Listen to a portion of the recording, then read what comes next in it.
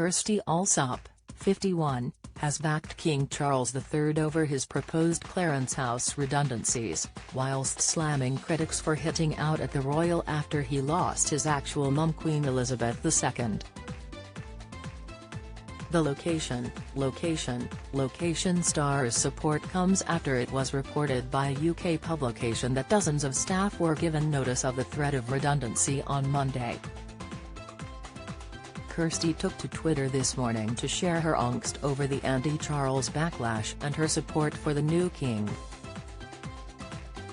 She wrote, in view of her 429,300 followers, supposedly it's totally wrong for Clarence House to send letters saying regretfully there will be some redundancies but we'll do all we can to help before the funeral. But it's okay to have a go at the actual person that has lost his actual mum for doing so. Good to know. Social media users rushed to the comments to question the presenter's bold opinion. Piers Morgan swipes at Prince Andrew and selfish brat Harry as he queries funeral choice. Piers Morgan has defended Prince Harry over his right to wear his military uniform to the Queen's ceremonial occasions, but couldn't resist taking a swipe at the royal and his uncle Prince Andrew in the process. In his latest column, Piers branded Harry a selfish brat.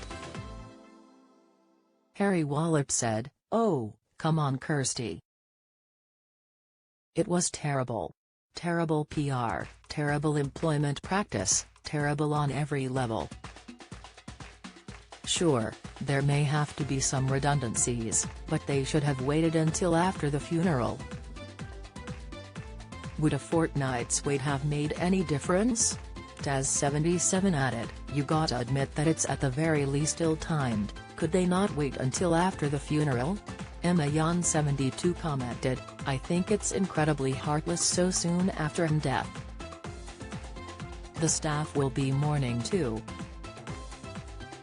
This could have waited for another week, couldn't it?" However, some took to the comments to share Kirstie's view and back King Charles' decision. Behave16 said, "It was always a given that jobs would change. The household would have expected it.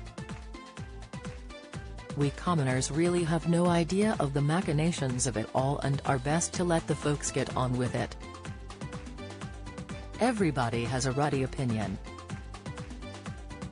Cynthia97196078 added, "The earliest possible notice is best practice, and a legal requirement. Surely the staff can't have been oblivious to the nature of upcoming changes?"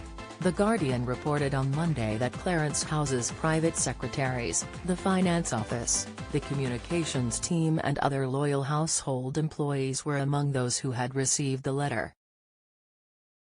The Public and Commercial Services Union, PCSUS, condemned the decision to announce redundancies during the period of mourning as nothing short of heartless. In the wake of the King's accession, Charles' office will be moved from Clarence House to Buckingham Palace. A Clarence House spokesman said, "Following last week's accession, the operations of the household of the former Prince of Wales and Duchess of Cornwall have ceased and, as required by law, a consultation process has begun. Our staff have given long and loyal service and, while some redundancies will be unavoidable, we are working urgently to identify alternative roles for the greatest possible number of staff.